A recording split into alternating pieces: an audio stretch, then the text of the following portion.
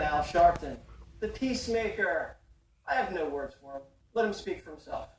In an exclusive clip obtained from political consultant Stephen Marks, the Reverend is speaking at Kean College in New Jersey in 1992, specifically about police misconduct and the community's reaction.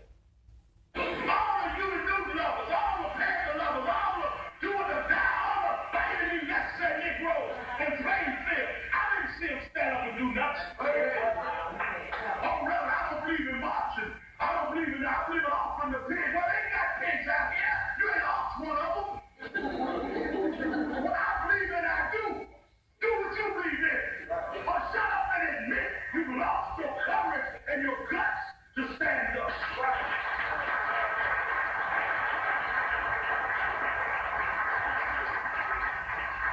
I ain't having no march. I believe in fight. Well, fight this. Ain't nobody holding you.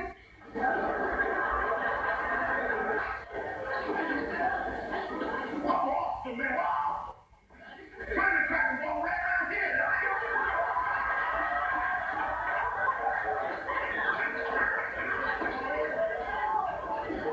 I ever told you I knocked the gun out your hand? Wow. Joining me now by phone is the man who provided us with that damning footage from 1992, Stephen Marks. So, Stephen, if this video has been around for so long, why has it taken this many years for it to finally come to the surface? Well, when Al Sharpton goes onto the mainstream media, like when he's on the O'Reilly Factor or Fox, he sounds very reasonable, or even on his own TV show, he comes off as just any old civil rights guy, any kind of, just a black leader trying to do good things. But then when he's preaching to the choir, he says things like that. It's kind of like, if you remember, David Duke was the same way. He just would sound like any old conservative when he went to the mainstream media. But when he's preaching to the choir, he just went crazy. So he's speaking out of both sides of his mouth, and you can hear on the tape right there, the crowd's loving it. They're eating it up, they're clapping, they're hollering all about.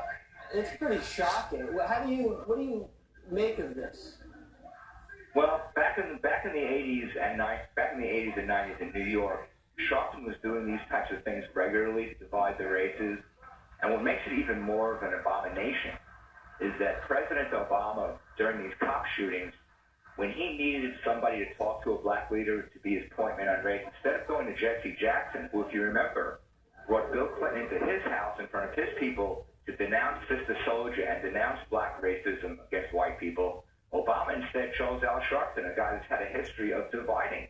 You're exactly right. This guy is now the advisor for racial issues to the White House. Unbelievable. Stephen, very much thank you. Okay. All right, back with me now, Andrea, Jessica, Richard, Tom, and Fox News.